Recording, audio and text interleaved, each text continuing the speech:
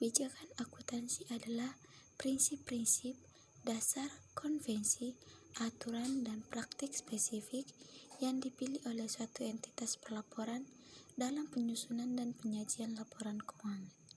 Kebijakan akuntansi ini berlaku untuk entitas akuntansi atau pelaporan dalam menyusun laporan keuangan pemerintah daerah, tidak termasuk badan usaha milik daerah. Tujuan kebijakan akuntansi ini mengatur penyajian dan pengungkapan yang diperlukan pada catatan atas laporan keuangan. Laporan keuangan untuk tujuan umum adalah laporan yang dimaksud untuk memenuhi kebutuhan pengguna akan informasi akuntansi keuangan yang lazim.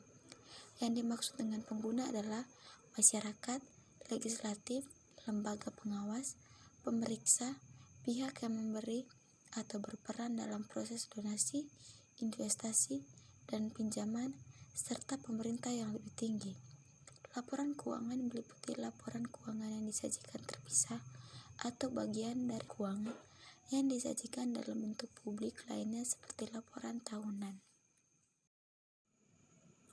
Perubahan kebijakan akuntansi merupakan perubahan dari satu prinsip akuntansi ke prinsip akuntansi yang lain.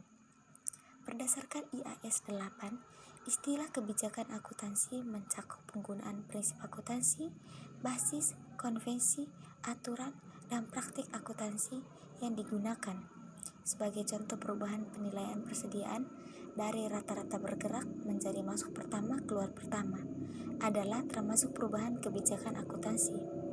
Perubahan kebijakan akuntansi diperkenankan sepanjang yang pertama, perubahan diperkenankan oleh standar atau interpretasi standar.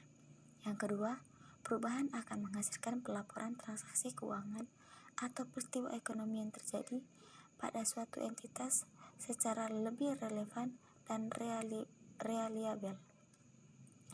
IAS 8 tidak mengklasifikasikan sebagai perubahan kebijakan akuntansi untuk dua hal sebagai berikut. Yang pertama, penggunaan kebijakan akuntansi untuk peristiwa atau transaksi yang secara substansi berbeda dengan peristiwa atau transaksi yang pernah terjadi pada periode sebelumnya.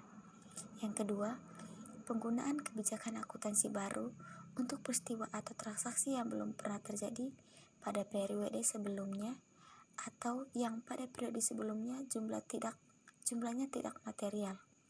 Ketentuan dalam IAS 8 tidak berlaku untuk kasus implementasi awal pelaporan aset sebesar nilai revaluasi, meskipun implementasi semacam ini masuk dalam kategori perubahan kebijakan akuntansi dengan argumen bahwa kebijakan akuntansi semacam ini berhubungan dengan ketentuan revaluasi berdasarkan IAS 16 atau IAS 38 tergantung pada situasi yang melatar belakanginya. Perubahan estimasi. Perubahan estimasi akuntansi adalah penyesuaian jumlah tercatat aset atau liabilitas atau jumlah pemakaian periodik aset yang berasal dari penilaian status kini dari dan ekspektasi manfaat masa depan dan kewajiban yang terkait dengan aset dan liabilitas.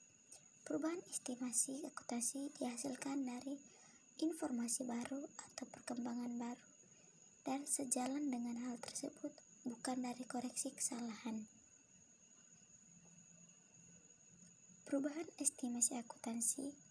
Dampak perubahan estimasi akuntansi diakui secara prospektif dalam laporan laba rugi pada yang pertama, laporan perubahan jika dampak perubahan hanya pada periode itu, atau yang kedua, periode perubahan dan periode mendatang jika perubahan berdampak pada keduanya.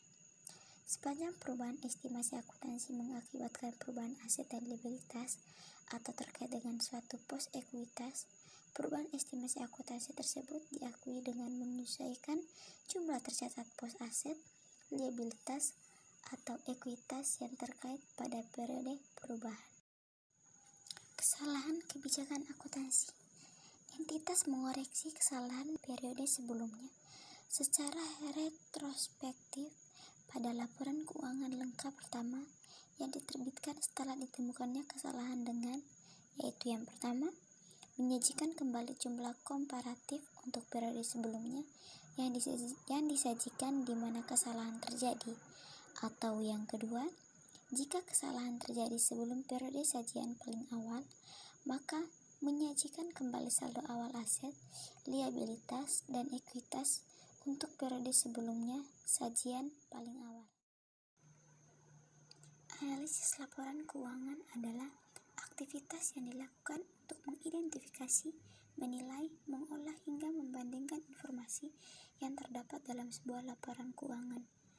Ada beberapa tujuan dan manfaat bagi berbagai pihak dengan adanya analisis laporan keuangan, yang secara umum adalah yang pertama, untuk mengetahui posisi keuangan perusahaan dalam suatu periode tertentu, baik harta kewajiban modal maupun hasil usaha yang telah dicapai untuk beberapa periode. Yang kedua, untuk mengetahui kelemahan-kelemahan apa saja yang menjadi kekurangan perusahaan. Yang ketiga, untuk mengetahui kekuatan-kekuatan yang dimiliki. Yang keempat, untuk mengetahui langkah-langkah perbaikan apa saja yang perlu dilakukan ke depannya yang berkaitan dengan posisi keuangan perusahaan saat ini. Yang kelima, untuk melakukan penilaian kinerja manajemen ke depan, apakah perlu menyegarkan atau tidak, karena sudah dianggap berhasil atau gagal. Yang keenam, dapat juga digunakan sebagai pembagian dengan perusahaan sejenis tentang hasil yang mereka capai. Adapun langkah-langkah yang harus dilakukan dalam menganalisis laporan keuangan adalah sebagai berikut. Yang pertama, memahami latar belakang data keuangan perusahaan, mencakup pemahaman tentang bidang usaha dan kebijakan akuntansi yang dianut dan diterapkan oleh perusahaan.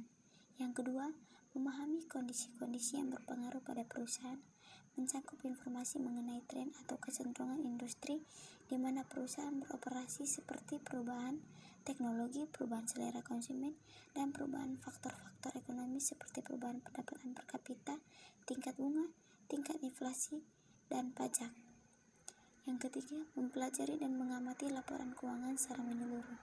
Tujuannya untuk memastikan bahwa laporan keuangan sudah jelas dalam menggambarkan data keuangan yang relevan sesuai dengan standar akuntansi keuangan. Dan yang terakhir, menganalisis laporan keuangan guna untuk berbagai metode dan teknik analisis yang ada dan dapat menganalisis laporan keuangan dan menginterpretasikannya analisis tersebut.